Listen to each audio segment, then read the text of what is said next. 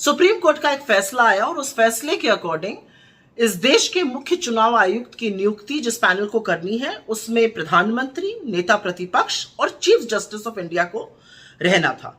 सरकार ने, मोदी सरकार ने कानून लाकर चीफ जस्टिस ऑफ इंडिया को बाहर किया और मोदी जी के पसंदीदा मंत्री, प्रधानमंत्री के पसंदीदा मंत्री उसमें रहेंगे, प्रधानमंत्री खुद रहेंगे और नेता प्रतिपक्ष रहेंगे।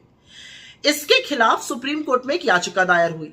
सुप्रीम कोर्ट उस याचिका पर 19 तारीख को सुनवाई करने वाला था, लेकिन आनन फानन में सरकार ने समिति की बैठक बुलाई इस फैसले को करने के लिए। समिति की बैठक में राहुल गांधी जी जो नेता प्रतिपक्ष हैं, उन्होंने मुस्तैदी से कहा कि क्योंकि सुप्रीम कोर्ट इस मामले की सुनवाई करने जा रहा है, हमें उसका इंतजार करना चाहिए और इस बैठक को लंबित कर देना चाहिए, स्थगित कर देना चाहिए।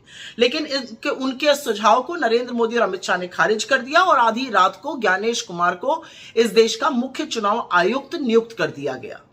डिसेंट नोट नेता प्रतिपक्ष राहुल गांधी जी ने इसमें दिया था। सब जानते हैं ज्ञानेश कुमार जी अमित शाह जी के बड़े पसंदीदा नौकरशाह रहे हैं।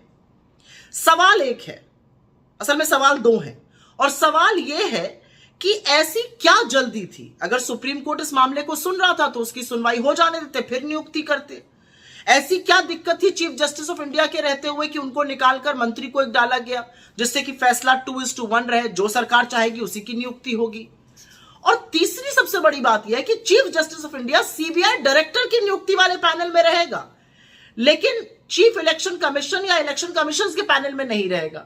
यह कहां का न्याय है? जिस इलेक्शन कमीशन पर, जिस चुनाव आयोग पर, जिस मुख्य चुनाव आयुक्त पर इस देश में निष्पक्ष चुनाव कराने की जिम्मेदारी है, उसमें नहीं रहेंगे। क्यों नहीं रहेंगे भाई?